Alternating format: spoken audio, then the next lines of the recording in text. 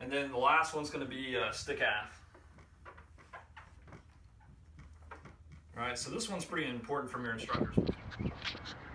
Well, this is how I got my camera mounted before we go flying here. Eric's coming out. And we'll be flying here pretty soon. Well, the good thing is you don't have to worry about a sign-off from me. That's right, yeah, we get to go have fun, Just, man. have fun. Yeah, exactly. No worries about check ride. That's always nice. Yeah, I know what that feeling is like. You feel like you're part of the check ride when you go with somebody. Yeah. How you doing? Always nice when you can just go play around with no pressure. Right? Yeah.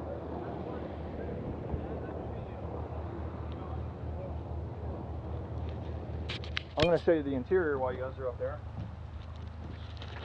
Alright. So if you guys are looking at the Cub, I mean, it's a pretty basic airplane. It's Piper J3. It's just mounted on a set of Aqua 1500 floats, alright? You guys will be in the back seat, and that's usually where the pilot and command sits because our CG is so far forward with the nose tank up front. We don't have wing tanks or anything like that. So usually when you solo, you fly from the back. But airworthiness and registration are in the back there, okay? And then forward of that, you have your water rudder handle. So that's in the up position right now, and that's going to give you your steering with the water rudders when you're going slow. So Glenn, if you want to go ahead and grab that, why don't you go ahead and just gently lower that to the floor. There you go. Alright, so you can kind of see what they look like in the down position. You got these cables kind of slack back here, and everything's kind of connected with the air rudder, and this is what's allowing you to steer in the water. Alright, so you want those down while you're idle taxiing. But why don't you go ahead and hook them back up for me, and then we'll be back in the up position. So we just kind of checked it up to the free fly. There you go. Alright. So, you know, we've got flight controls, dual, of course. You've got your throttles here and here, and then stick, right? And just make a nice big box with it. Make sure it's not getting hung up on anything. Alright, especially that seat cushion, those things tend to slide out. What your air rudders, you know, your rudder pedals are right here. Okay. So with the rudder pedals, you know, they're not real sensitive, but you know, you're gonna feel that they're a little stiff, so that just takes a little getting used to. But I recommend that you just keep your tiptoes on them. Don't use your whole foot. Alright. Up top, you have the intercom system. It's powered by a 9-volt battery, and the way that it works, you just twist this little switch right here, and it'll turn it on. You hear that? Alright, and then you have volume for each headset. There's no radios, of course, so you won't be talking to anybody. Alright. And then below my throttle, you have the emergency fuel cutoff valve. Alright. So we normally shut them off at the mags. Like you can see, these are in the off position. But, you know, if you have a broken P-lead, the engine's not going to stop by killing it with that. So what you would do then is just pull that guy off, you know, shut the fuel off, but it takes a little while to do it, so we don't use it on a regular basis. Alright, so usually just emergencies or abnormal circumstances. And you do have a primer, I see. We do. Yeah, do bear in mind though that if you shut it off with the mags, there's always residual fuel in these cylinders. Right. If you pull that prop through, it could fire on you, so just be careful. Alright, the trim, yeah, that's pretty neutral right here. This moves via a jack screw at the horizontal stabilizer, so if you look back there, you can see the whole surface moving up, or it's actually moving down in your case.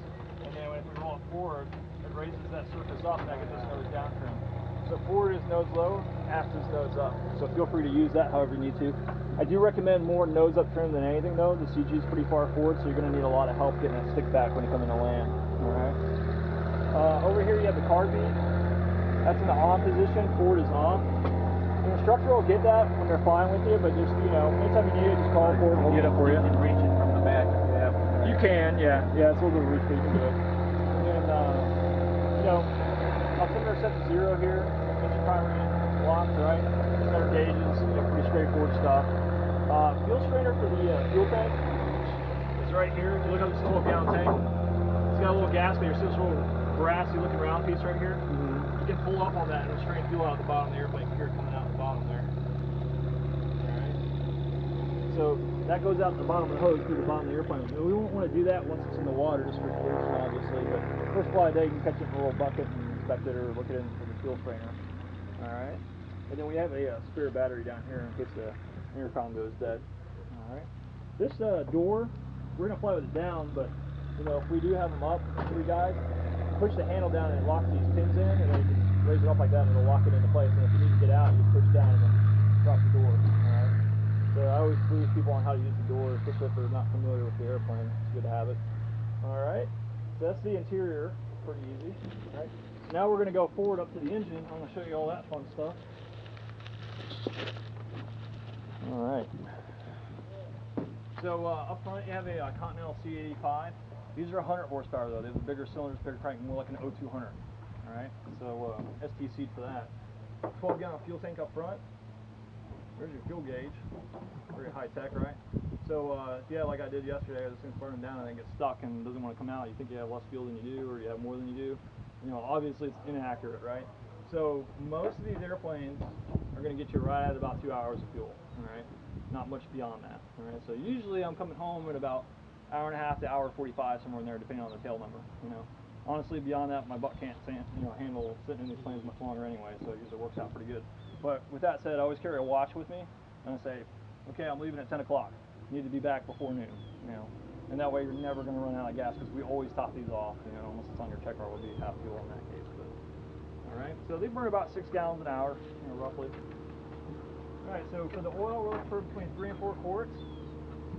All right, so we're right at a 3 there, so that's good. You start getting less out of it, they run a little hot, so you can always add some more, but I wouldn't go more than 4 because it's just going to spit it out all over the place. So 3 or 4 is kind of the sweet spot there. The prop, you can kind of see the leading edge damage here. Notice it's more towards the tips than anywhere. You know, you don't see it so much inboard, right? So you're just going to give it a nice tap, make sure it sounds like a bell, and you're not looking for any big cuts or serrated, you know, pieces in here which can chip away a lot. All right, so that's water damage that you see there. All right, if you turn, just go opposite of how it normally travels. Right, we don't have vacuum pumps, so you're not going to damage anything. All right, but it's better than pulling it through normally because it makes a fire on you. All right, we're going to look for that. It's good. Okay, I like to check over the condition, look for any exhaust leaks. The exhaust, I like to give it a tap. If it's not hot, you can tap it with your foot if it is. But make sure that's not loose, because that's like one of the first things that breaks in these things in rough conditions. The engine's in there shaking around and it busts your exhaust. And you're going to know it's broken because this is the shroud for the carburetor heat, right? If you go pull that carb heat on, you're going to lose like 1,000 RPM. It's going to run really, really rough, and that's how you know that that thing's broken. So I just like to make sure it's not, you know, damaged or anything like that. And then you can go ahead and hop off the floats, and I'll show you these. Alright, so the floats are Aqua 1500, and Aqua is the brand, 1500 is the displacement. That's 1,500 pounds of freshwater displacement per float. The you know, the brands that you have out there are like Aqua, Edo, Whipline, PK, Aeroset, Ballman, you know, all those different brands, but they're all certified floats, right? And you get into some of these experimental ones like full lotuses and things like that, they're a little bit different, but they're probably worth more than the plane, huh? To some extent, yeah, some of them are. These guys are a little bit less, they're kind of cheap, but yeah. You know, I wouldn't say cheap to us, but you know, cheap relative to other floats out there. But you know, at a minimum, they have to have 4 watertight compartments, you know, which are separated with bulkheads.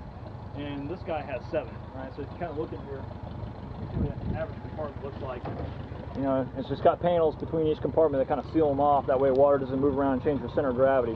It also makes the structure a little bit more rigid too. That way if you're in rough water, it's not bending up the floats and stuff like that. Right? Now, you can see that it has 7 compartments because you can see the total number right here of pump outs that we have. And you look, each compartment has its own pump out.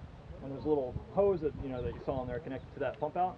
And what the line guy does is he comes in and he just, you know, pumps them each out, right? So we want to make sure those are nice and dry before we go fly, because, you know, water's about 8 pounds per gallon, so that is quite a bit of weight, you know. And they do leak, you know. You're going to come back in from your first flight and you're going to see water in these floats, and that's normal. A lot of it's going to come in over the decks, you know, because you're getting that plow phase, you get a lot of water, especially over the aft compartments. But, you know, they're riveted together and they do have patches and stuff, so you'll see some leaking, you know, over time. So that's normal. All right. So the top portion.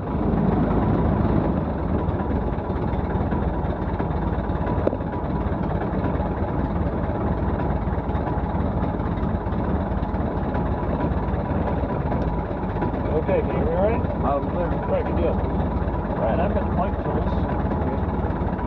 Alright, we're playing. Time now is 10:21. Alright, we'll go ahead and drop the water runners down. Water runners down.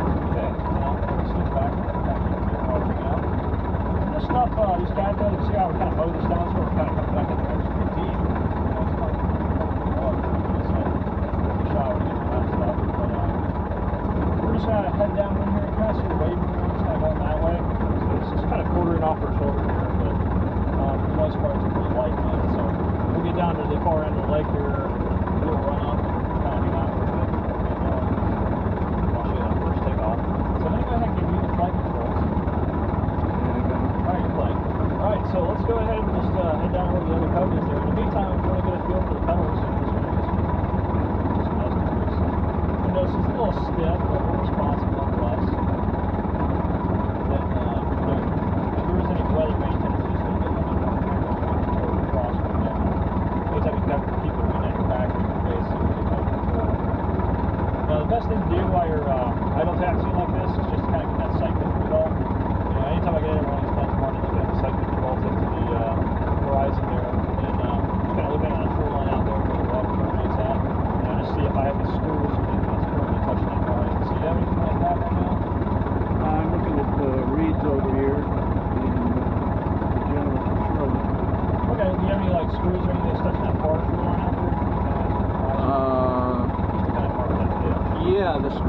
there on the panel. Matches right up. Perfect. So that's your step taxi out here. Okay. So you're going to step taxi, take off, last word in, stick these guys in the box. Perfect. And then for the landing, probably something considerably lower than that. These guys down here, we're going to take them and raise them up to the highest level that nose has. Handy to have those screws. Yeah, exactly. Kind of get an idea where it goes to. So. Nice. All right. Well, we're just going to let it warm up while you're at the taxi. And if you have any questions, feel free to ask. I forget, when you run it up, it's going to move, so... That's right. If you don't have any brakes... That's right. You can do it, you can do burnout a number of ways. You'll see guys do it while they're step taxiing. You just don't have it high enough very long. Right, exactly. And then, like we'll do it in the plow position, while we're checking the max. And so I'll power about 70 miles an hour.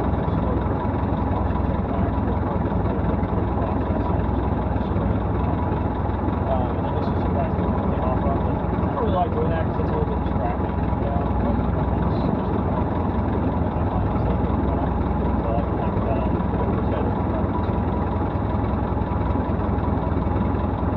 Looks like he's over there making some taxi turns.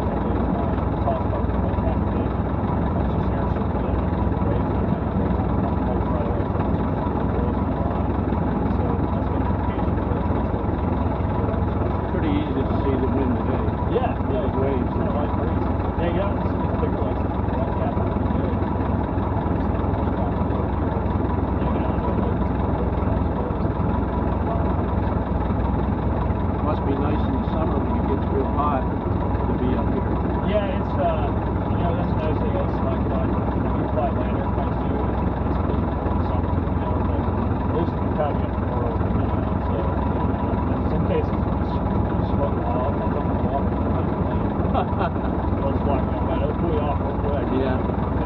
I think when I got mine, I actually did it in my bathing suit. Yeah, that's sometimes that's where hyper. Yeah. There's always a risk where you get wet these things, so just put down around and stuff like that. So it's good to kind of risk for that.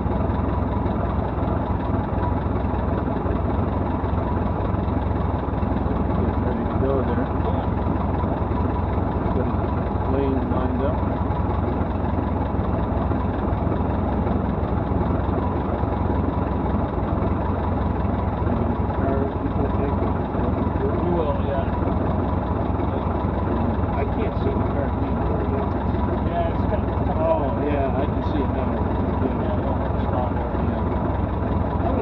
Flying one of these solo, it'd be kind of awkward to get to. It is, yeah. I'm fortunate we got long arms, but I've been like going up there and do that thing. It's kind of awkward. It was like that too. One of our planes at the start of the year, I'd be like crashing up and cover.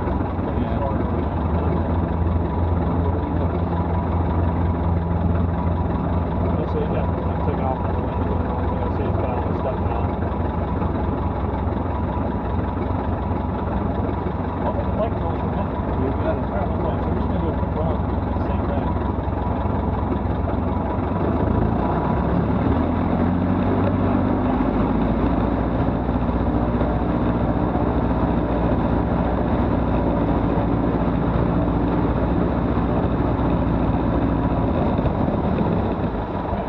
So I can feel weather vane pretty good. It's wanting to pull me off to the left right there.